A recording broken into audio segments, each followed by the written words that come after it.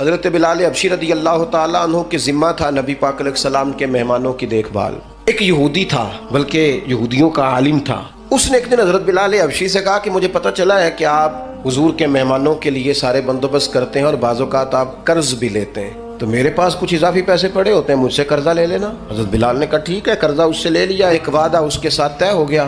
سیدنا بلال حبشی رضی اللہ تعالیٰ عنہ نے وہ پیسے لا کے مہمانوں پر خرچ کر دیے۔ ابھی اس وعدے میں نا پیسے لوٹانے میں کچھ دن باقی تھے۔ نبی کریم علیہ السلام، سیدنا فاروق اعظم، چند اور صحابہ مدینہ منورہ کے ایک چوک میں موجود تھے، تو وہ یہودی مطالبہ کرنے آ گیا۔ اس نے آ کے کہا میرے پیسے دیں، تو نبی پاک علیہ السلام نے فرمایا ابھی تو وعدے میں وقت باقی ہے۔ اس نے معاذ اللہ سخت باتیں کرنی شروع کر دی۔ اب آپ کے پاس دلیل بھی ہو، آپ سچے بھی ہوں، وعدے میں ٹائم بھی ہو، تو کسی کی سخت بات سنی جاتی ہے۔ اب جب اس نے سخت بات کی تو سیدنا عمر فاروق نے تلوار پہ ہاتھ رکھا۔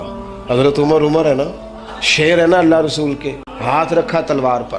تو نبی پاک علیہ السلام نے فرمایا عمر جلدی نہ کر۔ حضور فرمانے لگے عمر اس نے پیسے لینے ہیں، وہ مطالبہ کر سکتا ہے، تمہیں چاہیے تھا کہ تم اسے کہتے ذرا نرمی کر، مجھے کہتے پیسے ادا کر دیں۔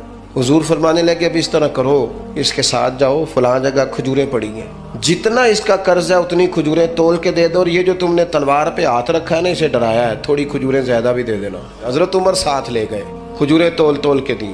حضرت عمر کہتے ہیں اب حضور کا حکم تھا، تھوڑی زیادہ بھی دی۔ فرماتے ہیں وہ مجھے کہنے لگا عمر ایک بات کرنی تھی۔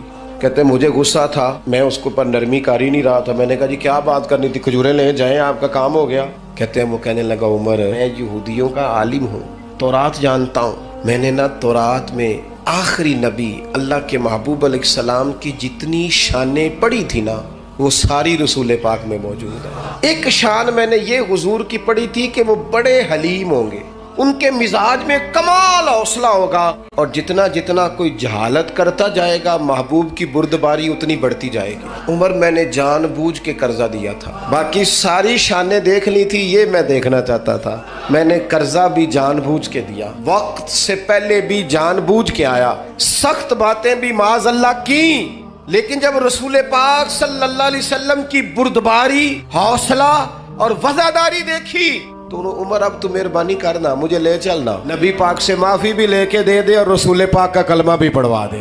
تھوڑا نا مزاج میں بردباری لائیں، حوصلہ لائیں۔ کوئی ضروری ہے ہر سوال کا جواب ہم نہیں دینا ہے؟ نہیں سمجھ آئی بات کی؟